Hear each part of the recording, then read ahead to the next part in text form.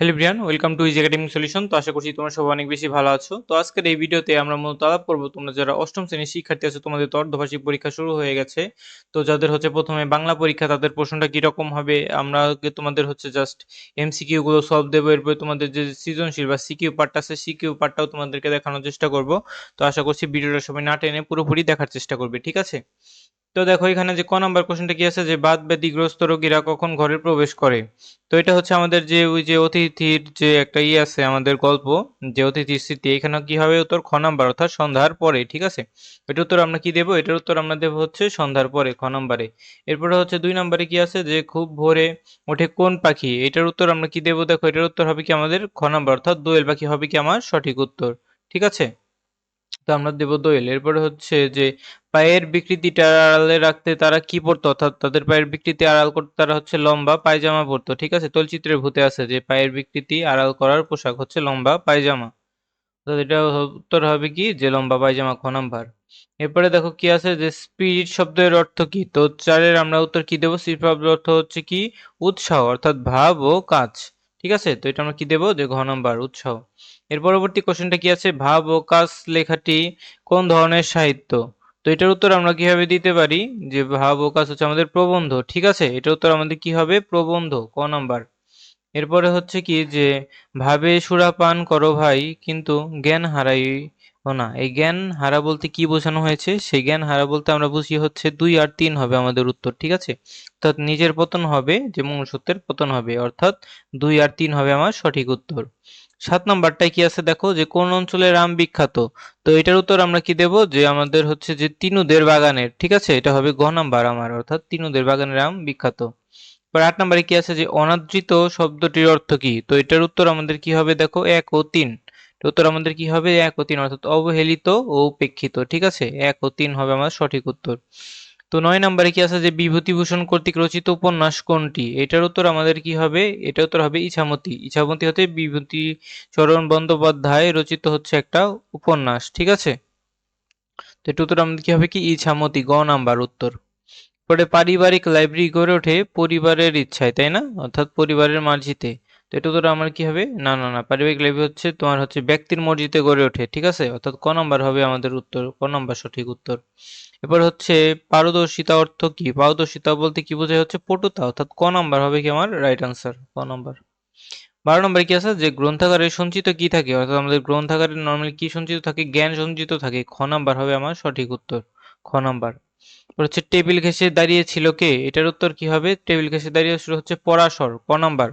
13-র ক, অর্থাৎ পরাশর হবে আমার সঠিক উত্তর। এরপর 14তে কি আছে, যে দ্বিধা করে খানিকক্ষণ চুপ রইল কে। 14-র উত্তর কি হবে, নগেন, অর্থাৎ এটার উত্তর কি হবে, কি নগেন। 15তে কি আছে দেখো, যে মামার ছবিতে প্রণাম করতে গিয়েছিল কয়টায়। এরপরে হচ্ছে যে 15-র উত্তর হবে কি, দেখো রাত 2টায়, অর্থাৎ রাত কয়টায় হবে, রাত 2টায়। পরে হচ্ছে চমকে উঠেছিল কে। চমকে উঠেছিল কে, নগেন, ঠিক আছে? চমকে উঠেছিল কি হচ্ছে আমাদের নগেন, ঘ নাম্বার হবে উত্তর। 17 নাম্বারটা যদি যাই, কি আছে, যে লালন শাহ এর পরিচিতি, লালন শাহ কিসের জন্য পরিচিতি লাভ করে, 1 ও 3। তো এটার উত্তর আমাদের কি হবে, যে মানবতাবাদী ও মর্মী কবি, ঠিক আছে? 1 ও 3। লালন শাহের জন্ম কত। আচ্ছা, এর পরবর্তী কোশ্চেন কি আছে, লালন শাহের জন্ম কত, এটা হচ্ছে কি 1772-এ। এরপরে কি আছে, যে মানুষের কোন পরিচয়টি বড় হওয়া উচিত। তো এটার উত্তর আমরা কি দেব, যে মানুষের কোন পরিচয়টি বড় হওয়া উচিত। আচ্ছা, মানবিক পরিচয়, ঠিক আছে? অর্থাৎ এটার উত্তর হবে কি আমার মানবিক। এর পরবর্তীতে আছে, এটা হবে কি আমার, এটা হবে হচ্ছে 18 নম্বর মেবি, ঠিক আছে? 18, এটা 18 না, দাঁড়াও, এটা হবে 19, ঠিকই আছে, আমার 19ই হবে, 19। আচ্ছা, এর পরবর্তীতে দেখো কি আছে আমার, যে শোনো হে ভাই, সবার উপরে মানুষ তো তাহার উপরে নাই, এখানে কোন ধর্মের কথা বলা হয়েছে মেইনলি। তো এখানে দেখো কি বলা হয়েছে, সবার উপর মানুষ তো তাহার উপরে নাই, এখানে হচ্ছে যে মানব ধর্ম কবিতার কথা বলা হয়েছে, ঠিক আছে? পরে দেখো যে তাম্রস অর্থ কি। তাম্রস অর্থ হচ্ছে কি পদ্ম, ঠিক আছে?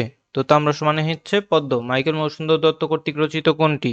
তো এটার উত্তর কি হবে, দেখো আমাদের 22-এর উত্তর হবে 1 ও 3, অর্থাৎ এটা হবে যে পত্রকাব্য প্রহসন, 1 আর 3 হবে আমার সঠিক উত্তর, খ নাম্বার।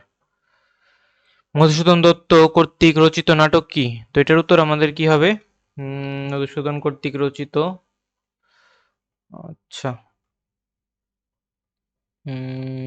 দাঁড়াও। এরপরে হচ্ছে আমার যে নীলা স্কুলটা, এটা মানে হচ্ছে কি নীলা স্কুলটা কি? তো এইখানে আমার অ্যান্সারগুলো একটু ওলটপালট হয়ে গেছে। দাঁড়াও। তো নীলা স্কুলটা হচ্ছে ভূমি, খ নাম্বার হবে আমার উত্তর। ঠিক আছে, 24 উত্তর হবে কি আমার খ নাম্বার। এরপরে দেখো আমার পরবর্তী কোশ্চেনটা কি আছে, যে পরবর্তী কোশ্চেনটা আছে হচ্ছে যে পানি শব্দের অর্থ কি? পানি বলতে এখানে মেইনলি বোঝানো হয়েছে পানি শব্দের অর্থ হচ্ছে হাত, গ নাম্বার। গ নাম্বার হবে আমার সঠিক উত্তর। হচ্ছে বিশ্ব নিখিল কিসের পরিবর্তে লিখে দিলেন? তো এটার উত্তর কি হবে যে জমির। তো এটা হবে কি জমির। কবি কাজ করতে পারে না কেন? কারণ সংশয়, তার মানে হচ্ছে সংশয় আছে। ঠিক আছে, এরপরে দেখো কি আছে যে কামিনী রায়ের গ্রাম কোনটা? বাসন্ডা। ঠিক আছে, এটার উত্তর কি হবে? বাসন্ডা। এর পরবর্তী কোশ্চেনটা দেখো কি আছে যে বাবরের মহত্ব কবিতাটি নেওয়া হয়েছে কোথায় থেকে? এটা হচ্ছে যে ক নাম্বার, অর্থাৎ এই যে কিশলয় গ্রন্থ থেকে। এরপর হচ্ছে পুরুষের কাছে প্রেরণা দিয়েছে কে? নারী। ঠিক আছে, তো এই হচ্ছে আমার এমসিকিউ গুলোর উত্তর গেল। তো এমসিকিউর পর আমরা হচ্ছে আমাদের সিকিউ পার্ট আছে, সিকিউ পার্টে কি কি কোশ্চেনটা এসেছে সামনে সেগুলো একটু দেখে নেই। এই যে আমরা জাস্ট এখানে কোশ্চেনগুলো তোমাদেরকে বলে দিই, তোমরা হচ্ছে এখান থেকে দেখে দেখে নিবে। এখানে কোশ্চেনটা কি আছে যে খুব ভোরে ওঠে কোন পাখি? লেখক দেওঘরে গিয়েছিল কেন? গফুরের আচরণ অতিথি স্মৃতি কোন দিকটা প্রকাশ পেয়েছে? অধিপকে গফুরের সাথে লেখকের কি চেতনাগত মিল রয়েছে? দুই আছে হচ্ছে ভাব ও কাজ প্রবন্ধটি কোন গ্রন্থ থেকে সংকলিত? এর পাশে ভাব ও কাজ প্রবন্ধে কুম্ভকর্ণের কথা কে বলেছে? গতে আছে হচ্ছে জুয়েলের স্বভাব ভাব ও কাজ প্রবন্ধের কোন দিকটি ইঙ্গিত করে? হচ্ছে উদ্দীপকটির প্রবন্ধের খণ্ডাংশ মাত্র পূর্ণরূপ নয়, এটা বলতে কি বোঝায়? এরপর আছে ক নাম্বার যে পরিচয় গল্পটি কোন গ্রন্থ থেকে নেওয়া হয়েছে? ওর মতো কত লোক আসবে কথাটি বুঝিয়ে লেখো। এরপর আছে যে রতনের চরিত্রে পড়ে পাওয়া গল্পটি আলোকে ব্যাখ্যা করো। এরপর আছে যে উদ্দীপকটি পড়ে পাওয়া গল্পের প্রতিরূপ স্বরূপ, এটাও ব্যাখ্যা করো। চারে দেখো একটা উদ্দীপক দেওয়া আছে, আর কি কোশ্চেন আছে যে ছলনা শব্দের অর্থ কি? এরপর আছে যে নগেনের মামার প্রতি শ্রদ্ধা বেড়ে গেল কেন? উদ্দীপকের সাথে তলচিত্রের ভূত গল্পের কোন দিকটি ইঙ্গিত করা হয়েছে? এরপর হচ্ছে উদ্দীপকটি তলচিত্রের ভূত গল্পের খণ্ডাংশ মাত্র পূর্ণরূপ নয়। ৫ এ আমাদের একটা উদ্দীপক দেয়া আছে এবং কি কি কোশ্চেন আছে দেখো, যে লালন শাহ কার শিষ্যত্ব গ্রহণ করেছিল এবং জেতের চিহ্ন রয় করে। এরপর হচ্ছে উদ্দীপকটি মানব ধর্ম কবিতার কোন দিকটি ইঙ্গিত করে? উদ্দীপক ও কবিতা যে অংশ প্রকাশ পেয়েছে তা ব্যাখ্যা করো। সেটা হচ্ছে ৬ নাম্বার। ৬ নাম্বারে দেখো কি বলা হয়েছে, আমাদের একটা উদ্দীপক আছে। ক নাম্বার কোশ্চেনটা কি যে ব শব্দের অর্থ কি? এটার পরেরটা হচ্ছে যে মনের মন্দির বলতে কি বুঝিয়েছেন? গতে আছে যে উদ্দীপকে বঙ্গভূমির প্রতি কবিতার কি রূপ? ঘতে আছে যে ভাষার প্রতি অনুরাগ দেশপ্রেমের নামান্তর কবিতার আলোকে বিশ্লেষণ করো। পরে হচ্ছে ৭ নাম্বারে দেখো কি বলা হয়েছে, একটা উদ্দীপক আছে এবং ক নাম্বার আছে লক্ষ্মী সারা অর্থ কি?